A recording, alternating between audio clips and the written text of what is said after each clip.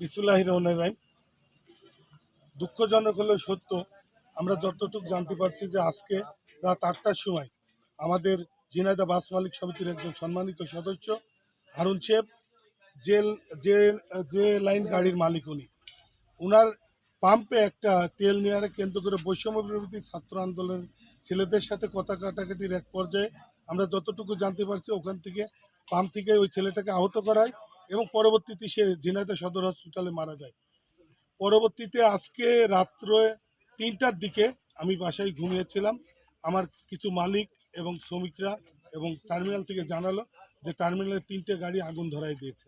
আমি আসলাম, এসে দেখি আসলে প্রথমে এই যে লাইন গাড়িটাই এরা আগুন ধরাইছে, যারা এই দুর্বৃত্তরা যে লাইন গাড়িতে আগুন ধরেছে এবং আমাদের ঝিনাইদহ বাস মালিক সমিতির এর সাথে আরও 2টা গাড়ি এখানে ক্ষতিগ্রস্ত হচ্ছে বা আগুন লাগছে।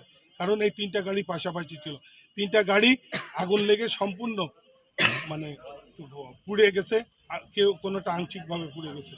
আর এখানে একটা কথা না বললেই না, আমি যতটুকু জানতে পারছি যে ঝিনাইদহ টার্মিনাল একটা শহর সংলগ্ন জায়গা, এখানে ফায়ার সার্ভিসের আগুন লাগার 30-40 মিনিট পরে তারা এই টার্মিনালে উপস্থিত হয়েছে, যার কারণে আসলে আগুনটা আরও বেশি সময় ধরে স্থায়ী হচ্ছে এবং গাড়িগুলো বেশিভাবে ক্ষতিগ্রস্ত হয়েছে।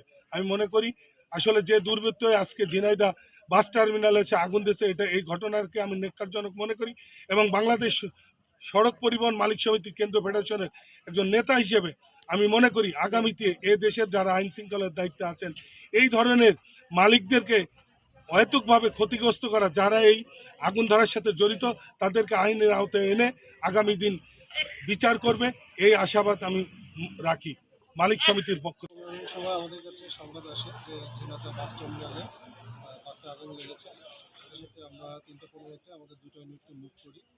আমরা 5 মিনিটের মধ্যে চলে আসি। ঘটনাস্থলে এসে দেখতে পাই 3টে বাসে একসাথে আগুন লাগছে। আমাদের ফার্স্ট ফোন থেকে লাইন খুলে আমরা ফোন ইউজ করে আমরা 3টা গাড়ি আগুন নিভাতে সক্ষম হই। আমরা এসে কোনো আহত বা নিহত পাইনি।